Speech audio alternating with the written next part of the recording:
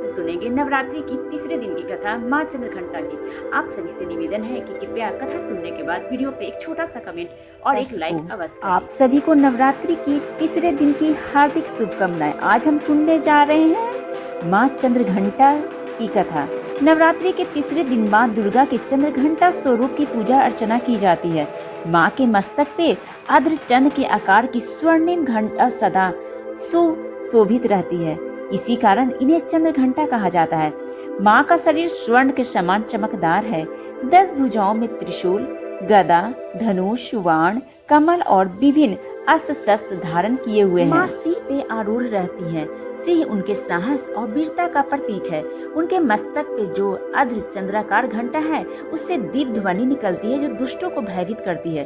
भक्तों के लिए वे सौम्य और दयालु हैं, परंतु शत्रुओं के लिए प्रचंड और विनाशकारी हैं। उनके दर्शन मात्र से साधक निर्भय हो जाता है। माँ के इस स्वरूप की आराधना से जीवन से भय और संकट दूर होते हैं। महिषासुर की कथा। अब सुनिए माँ चंद्रघंटा की कथा। एक बार महिषासुर नामक राक्षस ने कठोर तप किया। उसने ब्रह्मा जी से वरदान मांगा कि उसे कोई देवता या असुर न मार सके। ब्रह्मा जी ने कहा तथास्तु। इस वरदान के बल पे महिषासुर अहंकारी हो गया। उसने तीनों लोकों में आतंक मचाया। देवताओं को स्वर्ग से निकाल दिया। धरती पे उसका अत्याचार अत्यधिक बढ़ गया। देवता परेशान होकर ब्रह्मा, विष्णु और महेश के पास गए।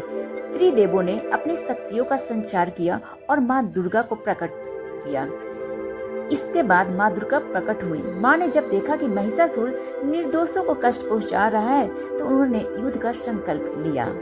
माँ ने सिंह पे आरूढ़ होकर चंद्रघंटा का रूप धारण किया, हाथों में अस्त्र धारण किए और रणभूमि की ओर प्रस्थान की। युद्ध भूमि में शंखनाद गूंजा।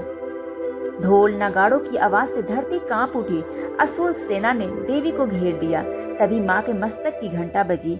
उसकी ध्वनि से संपूर्ण आकाश गूंज उठा। असुर भयभीत हो गए। माँ ने त्रिशूल से असंख्य दैत्यों का संहार किया। गदा से उन्होंने राक्षसों को परास्त किया। धनुष बाण से दुश्मनों की पंक्तियां चीर दी। युद्ध कई दिन तक चला। आखिरकार माँ ने महिषासुर का वध किया। महिषासुर कभी भैंस का रूप लेता, कभी मनुष्य का, कभी सिंह का, पर माँ ने हर रूप में उसका सामना किया। अंततः माँ के त्रिशूल के प्रहार से महिषासुर मारा गया। युद्ध समाप्त हुआ। देवताओं ने माँ की स्तुति की और विजय प्राप्त की। इस प्रकार माँ चंद्रघंटा ने असुरों से संसार की रक्षा की। इसको कथा सुनने के बाद माँ का आशीर्वाद जरूर प्राप्त करें। कमेंट बॉक्स में जय माता दी अवश्य लिखें। वीडियो को कृपया लाइक कर दें।